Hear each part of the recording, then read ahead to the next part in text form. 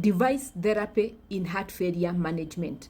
Good morning and welcome to today's episode where we learn about the uses of devices in heart failure. Sometimes medicine alone isn't enough and the heart may need a little help to stay in rhythm and keep pumping strong.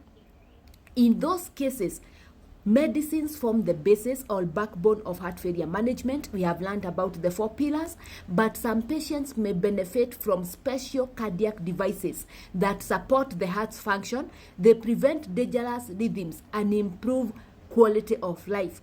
We now look at the 4 main devices that are used in heart failure, what they are, and when they are used. Number 1 is a pacemaker.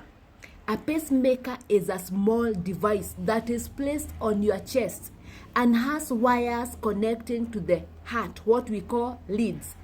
It sends signals or gentle electrical impulses to the heart to beat at a normal, steady rate. So when is a pacemaker used? It is used in patients with slow or irregular heartbeats, what we call a bradycardia, or in conduction abnormalities that make the heart pump inefficiently.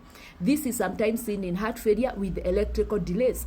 So the purpose of a pacemaker is to restore rhythm, to reduce fatigue or dizziness, and help maintain the heart in coordination. Think of a pacemaker as a gentle coach that keeps your heart in step or in rhythm. Device number 2 is what we call ICDs, implantable cardioverter defibrillators. So basically this is a defibrillator. It's a small device, again implanted on your chest, that constantly monitors your heartbeat and heart rhythm. If it detects a dangerously fast or chaotic rhythm, things like ventricular fibrillation, it sends a shock so that it can restore the normal rhythm. When is it used? We use ICDs in patients with severe heart failure, HFrEF, EF of less than 35, at high risk of sudden death due to dangerous arrhythmias. Its purpose is to prevent sudden death. So think of it as having a safety net. You get arrhythmias and the ICD sends a shock so that you can revert to the normal sinus rhythm. Device number 3 is what we call CRT, cardiac resynchronization therapy. It's a biventricular pacemaker, a special kind of pacemaker that sends impulses to both your ventricles, right ventricle and left ventricle, to help them beat together in sync. So whom do we use? In patients with severe heart failures whose ventricles contract out of sync. We said they have a wide QRS with left bundle branch block and an EF of less than 35%. So its purpose is to restore coordination among the 2 ventricles. It improves exercise tolerance and quality of life and may even reduce the enlargement of the heart over time. So think of it as a gadget helping your heart be in sync and the 2 ventricles contract together to improve efficiency. HFrEF, EF below 35% with a wide QRS. And finally, LVAD, LV assist device. This is a mechanical pump that is implanted to help a severely weakened left ventricle. It is powered by an external battery system. So when is it used? This is in advanced or end-stage heart failure, when the heart is too weak to pump blood out of the heart. It acts as a bridge to heart transplant. So it's a device to help a very weakened heart pump efficiently. Advanced heart failure in stage 4 heart failure. So when are devices needed in heart failure?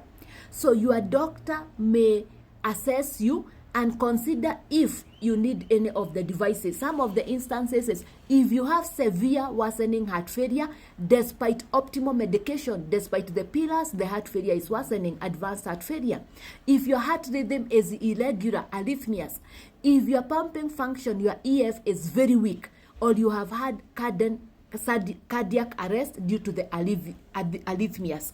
So remember, device therapy is personalized. Not everyone with heart failure will require a device, and regular follow-up is needed. So most of those devices, your doctor will assess you. They will evaluate if you have any of the indications above: severe arrhythmias, cardiac arrest, severe heart failure that may require any of the 4 devices. Remember now, technology has become a vital partner in saving hearts. So we combine the pillars of heart failure, and in case the medical therapy alone is not working, your doctor will assess if you need device, and the devices are available. So for those with heart failure, anyone with a device and want to share their story, or would you ever consider a device therapy if needed? So share your thoughts. Your story might just inspire someone. And now we shift gear from management of heart failure to living with heart failure. Stay tuned to the next episode, where we will discuss about diet in heart failure. Discover how food can be medicine. What foods should you take to strengthen your heart? Share, follow, and like so that you do not miss any episode. And keep your questions on heart failure management coming. We'll answer them as we go along. Dr. Beatrice Muthui-Mutua, saving lives one heart at a time.